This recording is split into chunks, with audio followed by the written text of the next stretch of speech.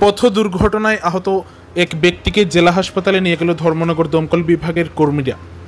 15ই April সোমবার দুপুর আনুমানিক 12:50 নাগাদ উত্তর ত্রিপুরা জেলার জেলা সদর ধর্মনগর শহরের সাকাইবাড়ি হলিক্রস স্কুল সংলগ্ন এলাকায় একটি পথ দুর্ঘটনায় আহত হয় ময়না মিয়া নামের 42 বছরের এক ব্যক্তি।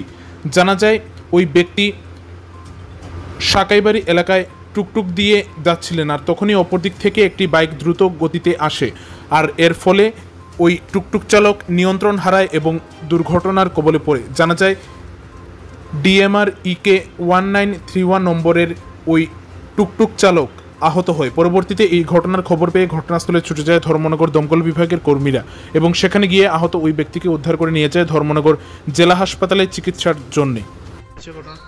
আমরা অফিসে একটা কল আইতো 1:05 আগে 10 মিনিট আগে সাকাইবাড়ি হলিক্রসের সামনে একটা ছোটো অ্যাক্সিডেন্ট হয়েছে। আমরা যাই গিয়া থেকে একজন ড্রাইভার ইনজুর্ড হয়েছে, কুকুরটা রোড সাইডে পড়িয়া রয়েছে। তাইনের নাম ময়না মিয়া 42 বছর বয়স। আনিয়ে আমরা হসপিটাল ধর্ম হসপিটাল অ্যাডমিট করছি। কোন হসপিটালে? ধর্মনগর হসপিটাল।